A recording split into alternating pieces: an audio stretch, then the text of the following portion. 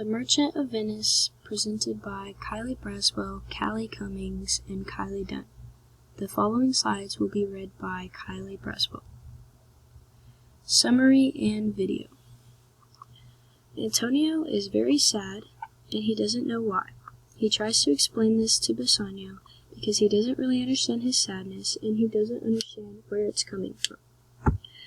Bassanio isn't really listening or really processing anything because he just desperately needs money to court this rich heiress Portia. Bassanio asks Antonio if he could give him a loan so he can buy some nicer clothes and travel over to see Portia. Antonio said yes, but then he realized he won't have any money until the ships he invested in make it back to land. So Antonio tells Bassanio to go get the loan from a Jewish moneylender named Shylock. Shylock and Antonio don't really get along the best. Shylock doesn't like Antonio, and he hasn't for years because Antonio talks badly about Shylock and other Jewish moneylenders. Antonio doesn't like the fact that they're Jewish and yet they practice usury, which is loaning money at very high rates of interest. In the meantime, Portia, who is the rich heiress that Bassanio wants to court, Portia is sad because her father wrote a will, and in his will, her father says that anyone who wants to marry his daughter must pass a test first. Portia must marry the man who chooses the right casket out of the three he has displayed. He has a gold, silver, and a lead casket displayed. Portia and her lady Nerissa watch as many men fail over and over and over, and Portia doesn't like any of them, and Nerissa remembers Bassanio visiting a long time ago, and she just kind of keeps him in the back of her mind. But going back to Antonio and Bassanio, despite their differences, Shylock agrees to give Antonio the loan. However, if Antonio does not pay him his money back in time, then Antonio must give Shylock a pound of his own flesh. Antonio agrees because he's like, I'm going to get my ships back and I'm going to pay you back. But then Shylock's own servant, Lancelot, decides to quit working for Shylock and go start working for Bassanio. And then Shylock's own daughter, Jessica, plans to escape from their home and go marry Antonio's friend, Lorenzo. After celebrating the eloping between Lorenzo and Shylock's daughter, Jessica, Bassanio and his friend, Gratiano, leave for Belmont, where Portia lives. Portia has welcomed two other princes into her home, and the first one chose the gold casket and got it wrong. The second one chose the silver casket and got it wrong, and Bassanio hears of this, and Portia doesn't know he heard of this, and she begs him to just wait it out, and hopefully her father will see that they're in love, and he will go back on his word. But Bassanio is like, no, I already heard of this, and so he chooses the lead casket, which ends in winning Portia's hand in marriage.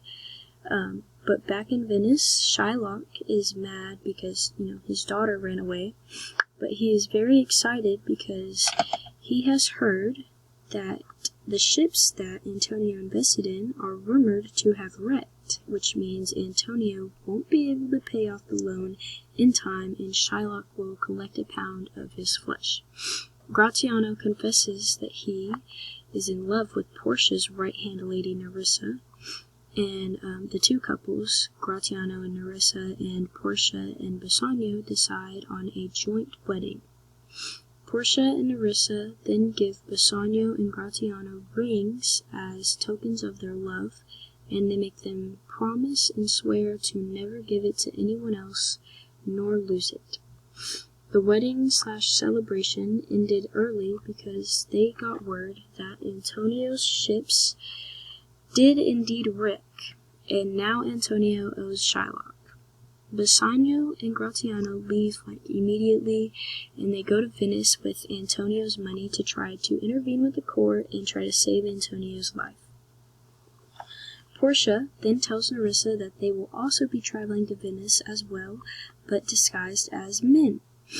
Shylock he's not listening to anyone when it comes to people, all the people pleading to spare Antonio's life. And the Duke of Venice called for a law expert or a lawyer, who turns out to be Portia, who's disguised as a man. She asks Shylock to spare Antonio's life, but Shylock is determined to take a pound of Antonio's flesh and have his revenge.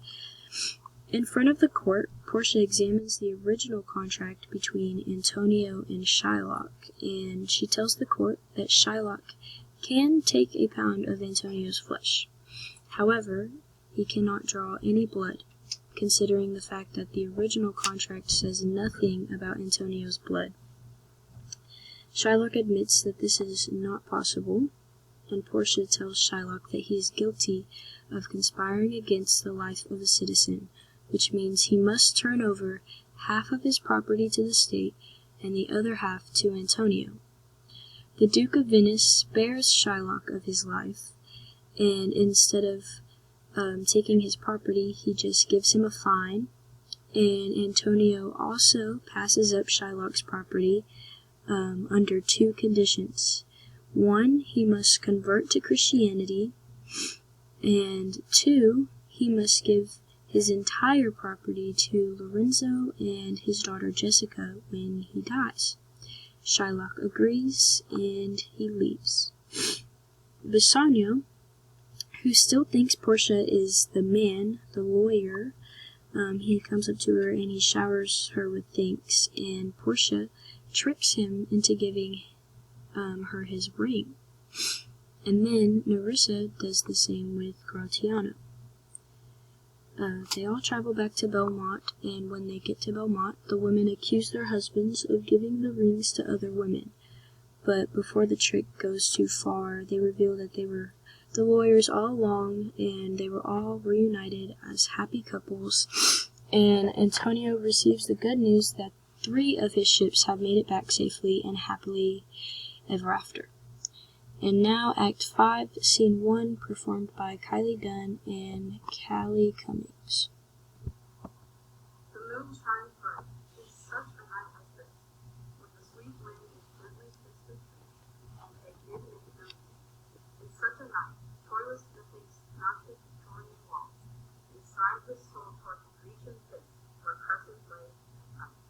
In such a night, if he still handily colored her to me, and saw the lion's shadow in himself, and ran his hands away.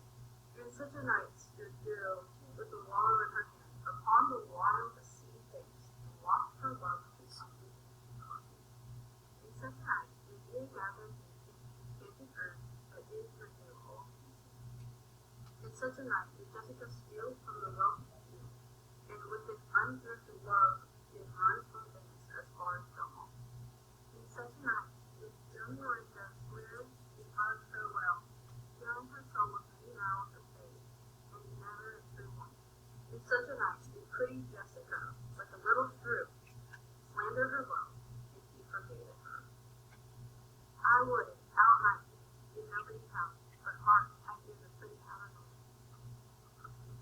Who comes so fast in silence of the night? A friend. A friend? What friend? Your name, I pray you, friend. Stefano is my name, and in plain words my interest is deep. Will before the break of day, be here at Belmont. She don't stray about her holy hostage, where she kneels and prays, her happy words on hours. Who comes with her? None, but a holy hermit in her name. Sweet soul, lets in, and there expect their coming. And yet no matter. Why should we go? My friend Stefano, signify, I pray you, in the house your riches is at hand, and bring your music forth into the air. How sweet the moonlight sleeps upon this bank. Here will we sit and let the sound of music creep in our ears. Soft stillness and the night become the touches of sweet harmony. Sit, Jessica. Look how the floor of heaven is thick inlaid with patterns of bright gold. There is not the smallest orb which thou beholdest, but in his motion like an angel sings, still flattering to his young eyes true beauty. Such harmony is in immortal souls,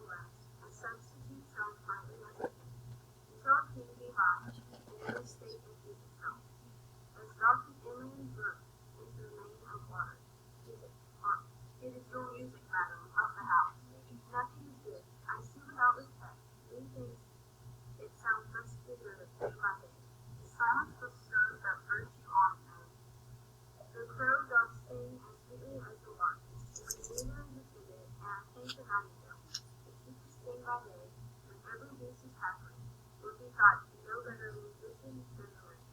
How many fantastic seasons are to their lives, praying and good for faith. Please help. The moon stays for continuing on, and would not be awake.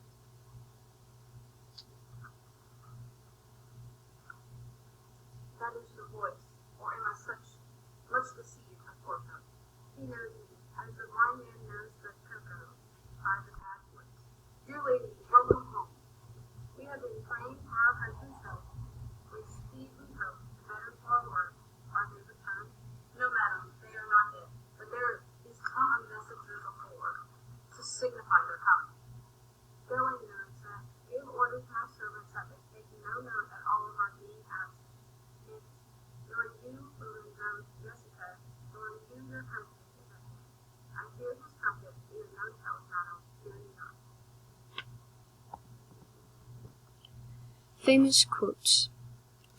The devil can cite scripture for his own purpose. Antonio, Act 1, Scene 3.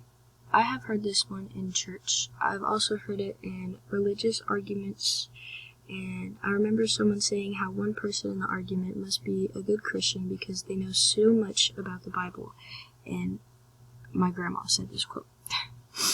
I hold the world, but as the world, Gratiano, a stage where every man must play a part, and mine a sad one. Antonio, Act 1, Scene 1. I believe I've heard a similar quote like this sometime while I was in theater. But love is blind, and lovers cannot see the pretty follies that themselves commit. Jessica, Act 2, Scene 6.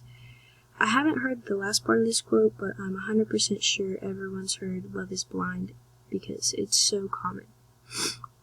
If you prick us, do we not bleed? If you tickle us, do we not laugh? If you poison us, do we not die? And if you wrong us, shall we not revenge? Shylock, Act 3, Scene 1.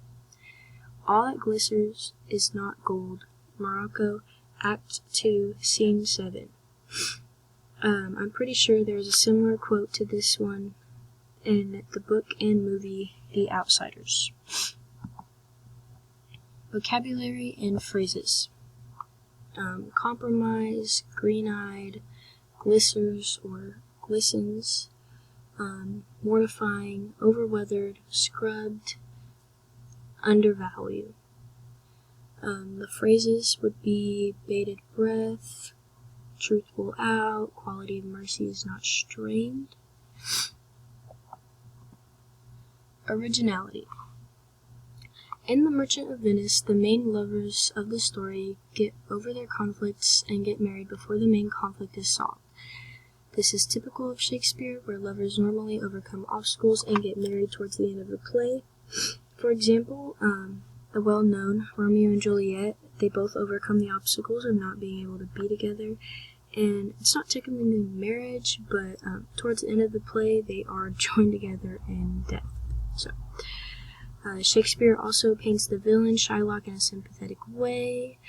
In rebuttal to the anti-Semitism rampant in the world of the play, most Shakespeare villains are completely evil and have no sympathy for others.